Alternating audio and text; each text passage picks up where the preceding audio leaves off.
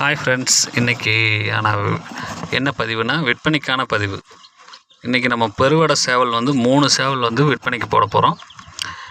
இந்த விற்பனைக்கு போட்டிருக்க 3 சேவல்னு பார்த்திங்கன்னா நல்ல தரமான சேவல். முதல்ல பார்த்தது வந்து மயில் கருப்பு, இரண்டாவது வந்து பார்த்திங்கன்னா காகம், அதுக்கப்புறம் வந்து 3வது கருங்கீரி. 3மே பெருவடை சேவல், தரமான சேவல்கள்.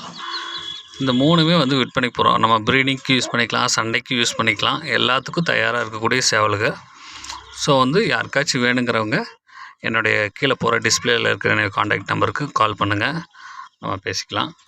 3 சேவலுமே தரத்தில் வந்து எந்த ஒரு குறையும் இருக்காது. அந்த அளவுக்கு ஃபஸ்ட் கிளாஸ் பெருவடை சேவல்கள்.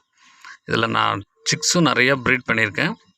ஸோ வந்து நல்ல நல்ல சிக்ஸ் பட்டா கொண்டை, மத்தி கொண்டை, குருவிப்பூ, இந்த மாதிரி டிஃப்ரெண்ட் வெரைட்டியில் சிக்ஸு ஒரே சேவலில் வந்து நிறைய வெரைட்டியில் சிக்ஸுகளும் நமக்கு கிடைக்கிது.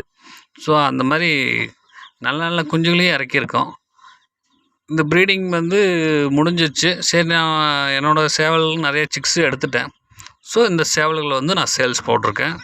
நல்ல தரமான ப்ரீடிங் சேவல்கள் வேணுன்னா இந்த 3 சேவலும் எடுத்துக்கோங்க. மயில் கருப்பும் ஃபஸ்ட் கிளாஸில் இருக்குது, காகமும் ஃபஸ்ட் கிளாஸு, அதுக்கு போட்டு கருங்கீரியும் ஃபஸ்ட் கிளாஸு. 3மே தரத்தில் வந்து எந்த ஒரு குறையும் இருக்காது. ஸோ வேணுங்கிறவங்க கண்டிப்பாக என்னோடய டிஸ்பிளேயில் இருக்கிற நம்பருக்கு கூப்பிடுங்க.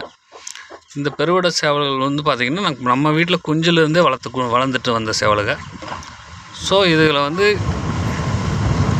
விற்பனைக்கு போட்டிருக்க வந்து பார்த்திங்கன்னா 3 சேவலுமே வந்து தரத்தில் வந்து சூப்பரான சேவல்கள்.